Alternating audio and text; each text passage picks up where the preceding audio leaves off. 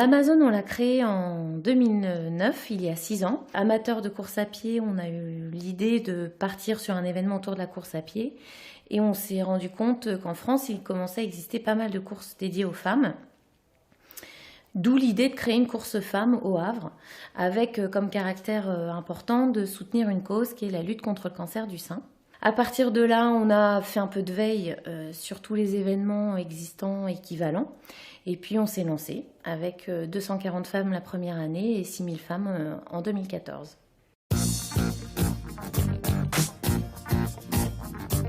Tout d'abord, on a créé l'association déjà, avant de pouvoir monter notre événement.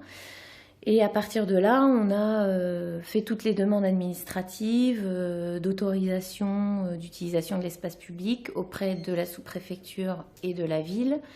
On a construit un parcours en commun avec les équipes de la ville, de la voirie, de la sécurité, de la logistique. Donc il y a tout un circuit juridique à suivre, quel que soit l'événement, à partir du moment où on accueille du grand public, on utilise l'espace public, mais on est très bien guidé par les services de la mairie et de la sous-préfecture. Le prévisionnel budgétaire, on le construit en estimant ses recettes, plus des partenariats que je vais pouvoir négocier. À partir de là, je construis donc mes recettes.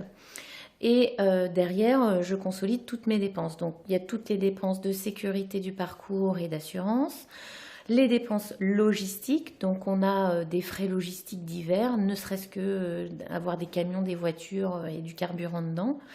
On a du matériel à acheter, du matériel à louer. On a des frais liés à la course en elle-même, on a un animateur, du chronométrage, de la sonorisation, tout ça sont des postes assez gros. Voilà, le ravitaillement, alors voilà, après pour tout ça, toutes ces lignes budgétaires, parfois on travaille en partenariat, mais pas toujours. Tout le volet communication, signalétique, parce que ce qui est important, c'est de faire voir son événement aussi. Donc, il faut des choses qui se voient de loin, etc., qui donnent de la déco sur le parcours, etc. Donc, il y a un gros volet communication, mais il est indispensable pour faire vivre l'événement. Ça fait pas mal de choses. Plus, quand on arrive sur la fin, on se rend compte qu'on a oublié des petites lignes, voilà, et tout ça pour dire qu'il faut toujours se garder une petite marge de réserve pour pas être trop juste ou finir en négatif, voilà.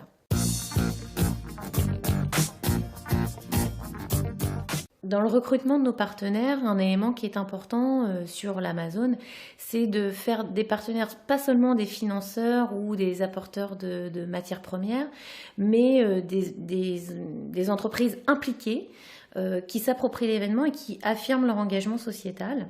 Donc c'est vraiment un engagement fort de la part de ces partenaires qui communiquent, se valorisent au passage, mais nous permettent aussi d'avoir une forte visibilité tout au long de l'année.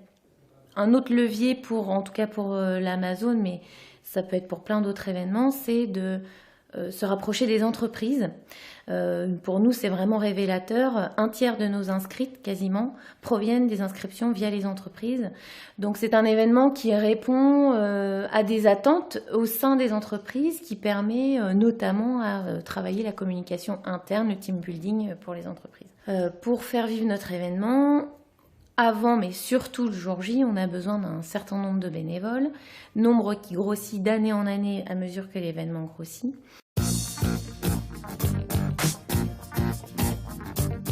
On a mis en place systématiquement sur toutes les actions de communication qu'on a pu faire, type newsletter, site internet, etc. On a communiqué sur notre besoin de bénévoles.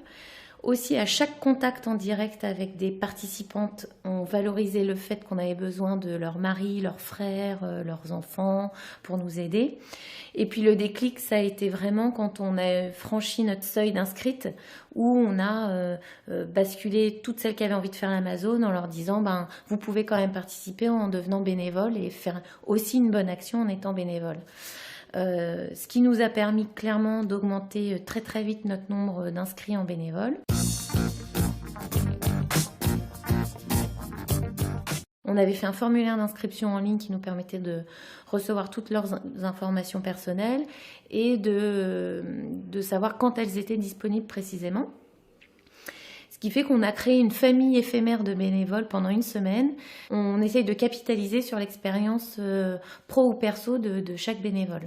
Les bénévoles ont besoin d'être en confiance et on s'en est rendu compte cette année.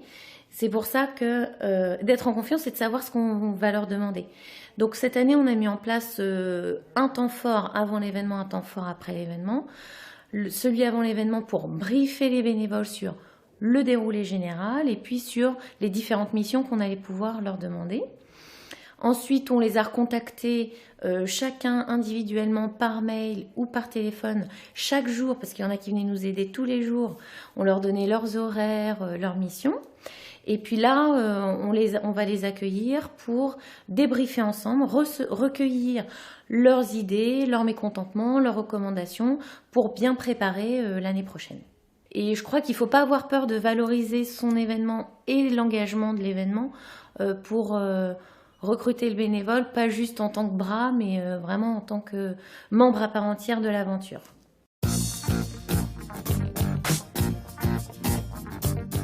Le jour J, c'est un grand moment parce que c'est là où tout s'imbrique, tout ce qu'on a imaginé, écrit, calculé s'imbrique. On a donc tous nos bénévoles qui arrivent tôt le matin, on met tout le monde en place et après tout le monde se dispatche sur ses missions. On se munit de tout ce qu'il faut pour pouvoir veiller à ce que l'organisation soit OK le jour J. Mais après, il y a un moment, quand c'est parti, c'est parti. S'il arrive un pépin sur le parcours, normalement tout est mis en place pour que ça fonctionne. En tout cas, cette année, il n'y a eu que des tout petits bobos, on a réussi à respecter le timing, enfin tout s'est bien passé.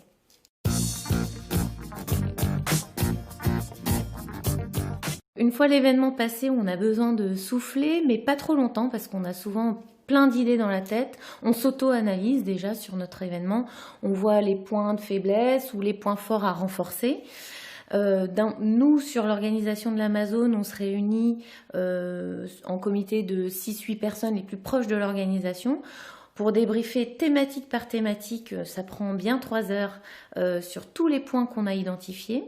On rencontre aussi les partenaires, les bénévoles, les administrations type ville, sous-préfecture, pour verrouiller tout de suite ce qu'il faut revoir sur l'année d'après, ce qui nous permet de très rapidement, mais même je dirais sous 1 ou 2 semaines, repasser dans l'organisation immédiate de l'année suivante. Tant que c'est chaud, on est motivé parce qu'on est sur la fin positive de notre événement, on a envie de recommencer. Et voilà, donc on essaye de vraiment d'écouter tout le monde. Ça ne veut pas dire qu'on peut tout mettre en place parce que parfois d'un point de vue extérieur, on pense que c'est simple et ça ne l'est pas toujours. Mais pour nous, c'est vraiment, ça nous éveille aux bonnes idées. Et puis après, on fait notre sauce pour faire de l'événement quelque chose d'encore mieux l'année d'après. Pour résumer, les facteurs clés de succès d'un événement réussi, au départ il faut une équipe motivée, qui a l'envie, ça c'est évident parce que c'est quand même un peu le parcours du combattant des fois d'organiser un événement. Il faut savoir porter son projet et donc trouver du monde qui nous suive pour l'organiser. Il ne faut pas baisser les bras quand il y a des coups de mou ou des coups durs. Et puis, se fixer des objectifs atteignables, savoir trouver les bons interlocuteurs, et puis avoir le sourire et la patate.